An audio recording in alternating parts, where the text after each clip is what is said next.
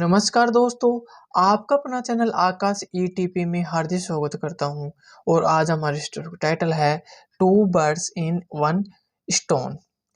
To यानी दो, birds यानी पक्षी, वन यानी एक, स्टोन यानी पत्थर। एक पत्थर में दो पक्षी। चलो स्टोरी को स्टार्ट करते हैं। On a tree, on a tree यानी एक पेड़ पर, near a perennial lake lived a pair of herons. Perennial का मतलब होता है कि 12 मासी, जो 12 महीने रहती हो, ठीक है, एक साल रहती हो, उसे बोलते हैं पेरेनियल। लैक्स यानी झील, पैर यानी जोड़े, हेरन्स यानी बगुले, ठीक है। एक पेड़ पर एक 12 मासी झील के पास एक बगुले का जोड़ा रहता था। They had built their nest high on the tree hoping to keep dangerous animals away. Built यानी बनाना, नेक्स्ट यानी घोंसला, हाई यानी ऊपर, ट्री यानी पेड़, होपिंग यानी आशा या उम्मीद, कीप यानी रखना, डेंजर्स यानी खतरनाक, एनिमल्स यानी जानवर, अवे यानी दूर। और वह खतरनाक जानवरों से दूर रखने की उम्मीद से वह अपना घोंसला पेड़ के ऊपर बनाया था। दे लैड मैनी एग्स, उन्होंने बहुत सारे अंडे दिए। Were waiting anxiously for them to hatch. Hatch का मतलब होता है कि अंडे से बाहर निकलना। अनोक्सली यानी होता है बेचैनी या उत्सुकता से, उत्सुकता से उन्हें बाहर निकलने का इंतजार कर रहे थे। बट आल्स, लेकिन अफसोस, a cobra had found the eggs in the nest started eating one by one. एक कोबरा, कोबरा यानी होता है सांप या नाग, एक नाग को घोंसले में अंडे मिले और उन्होंने एक एक कर खाना शुरू कर दिया। The pair of herons was in great despair. Despair यानी निराशा, ग्रेट यानी महान, पेयर यानी जोड़े, हेरन्स यानी बगुले, बगुले का जोड़ा एक महान निराशा में थे। They could not fight against the big cobra, big यानी बड़ा, कोबरा यानी नाग, अगेंस्ट यानी खिलाफ, फाइट यानी लड़ना, और वह उस बड़े नाग के से वह लड़ भी नहीं सकते थे क्योंकि वह बड़ा था और वह बगुले छोटे छोटे थे। As they were fishing in the pond they were crying, crying यानी रोना, फिशिंग यानी होता है मछली पकड़ना। जब वे मछली पकड़ रहे थे, जब वे तालाब में मछली पकड़ रहे थे तो वह रो रहे थे।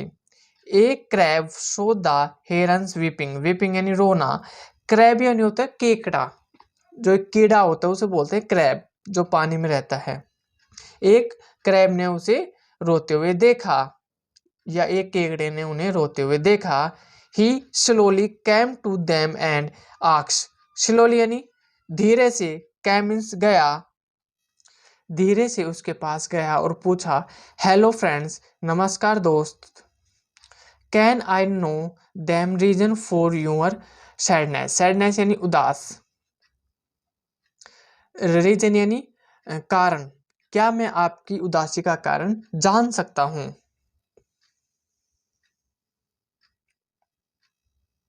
कैमरे को सही सेट कर लेता हूं।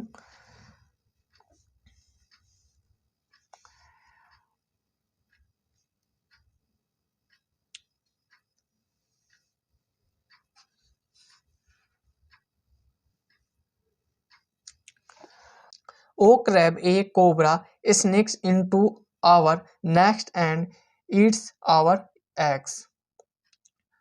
कोबरा यानी सांप, स्नेक्स यानी छिपके या चुपचाप।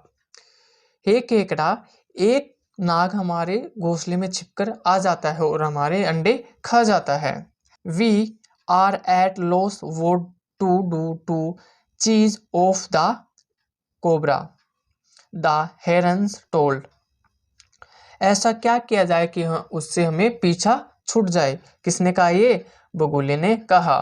The crab thought to itself, itself का मतलब खुद के मन में, और केकड़े ने खुद के मन में सोचा, I hate both the herons and the cobra. Hate यानी नफरत करना, मैं इन दोनों से नफरत करता हूँ, किससे? बगुले और कोबरा सांप से। They both are a threat to me. Threat यानी धमकी। Let me take my opportunity to get rid of both to heron and the cobra at a single stroke. Stroke, stroke का मतलब होता है कि आघात। स्टोक का मतलब होता है आघात। सिंगल यानी एक। रिड, रिड क्या नहीं होता है? छुटकारा पाना, छुटकारा पाना या हटाना। अपॉर्चुनिटी यानी अवसर, मुझे इस अवसर का फायदा उठाना चाहिए और इन दोनों के एक ही झटके में मेरे रास्ते से हटा दूंगा या मार दूंगा। कौन सोच रहा है भाई? कोबरा केकड़ा सोच रहा है ये बात। देखो ये रहा, ये पहले देखो, ये सांप रहा है, ये घोंसले में अंडे दे रखे, अंडे को ये एक एक करके खा रहा है और ये देख रहे हैं। फिर आगे क्या होता है चलो देखते हैं। अगर स्टोरी थोड़ी पसंद आए तो लाइक जरूर करें। The crab said in A convincing यानी समझते हुए, केकड़े ने समझते हुए कहा, I know of A plan यानी योजना, मुझे एक योजना के बारे में पता है। Go to the burrow of the mongoose and steal some of its food and spread it around the tree and up to the hole where the cobra lives. चलो बड़ा हो गया, अपन देखते हैं। गो टू द बोरो यानी होता है नगर, मंगूज यानी होता है नेवला, स्टील यानी चुराना, फूड यानी भोजन, स्प्रेड यानी फैलाना, अराउंड यानी चारों ओर, ट्री यानी पेड़, अप टू द होल यानी छेद होता है, कोबरा यानी नाग या सांप।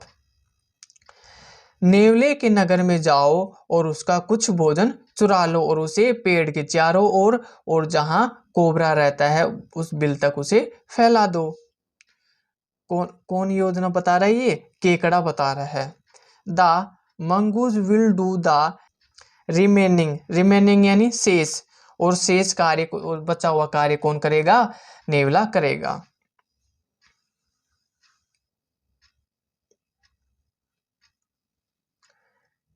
The herons left out to इनकट द प्लान। इनकट यानी होता है अभिनय करना, जो आदेश दिया ना उसका पालन करना, और केकड़े ने जो बताया था वह करने के लिए वह बगुले चल दिए। दे instantly took some pieces of food from the mongoose burrow and spread them all around the tree and into the hole where the cobra lived. instantly यानी होता है छुपके से, और छुपके से नेवले का कुछ भोजन चुरा लिया और उसे पेड़ के चारों ओर और जहां कौन रहता है? कोबरा रहता है, उस बिल तक उसे फैला दिया। दैट इवनिंग, शाम को, the mongoose sniffed its food lying around the tree and ending in the cobra's hole. और शाम को नेवले ने भोजन सूंघा और कहाँ समाप्त हो रहा था वह भोजन? जहां तक कोबरा रहता है उसके बिल तक वह समाप्त हो रहा था। उसकी चाल केकड़े की चाल थी। चाल किसको बताई?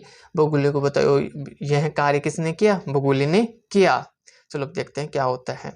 He fought with the cobra and killed him.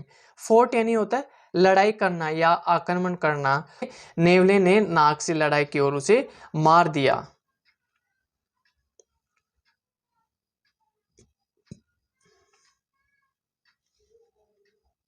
The herons were watching the whole show from high up the tree. और हेरन यानी बगुले, बगुले ऊपर से सारा सीन देख रहे थे, जो हो रहा था वो सारा देख रहे थे। unknowing that they were going to become the next prey for the mongoose। पे यानी होता है शिकार, become यानी बनना, unknowing यानी अनजान, और बगुले इस बात से अनजान थे कि नेवले का अगला शिकार कौन था, बगुले थे।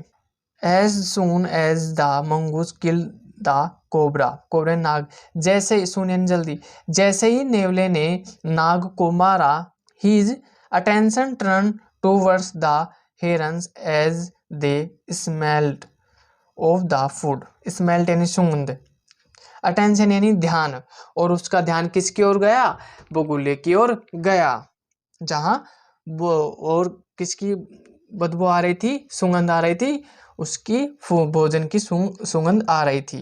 द मंगूज जम्प्ड यानी उछलना, और मंगूज ने उछला, and climbed up the tree, और वह पेड़ पर चढ़ गया। In a single sweep he caught the herons, sweep यानी झपटना, सिंगल यानी एक, और नेवले ने उसे एक ही झटके में उसे पकड़ लिया। किल दैम टू, और उन्हें मार दिया।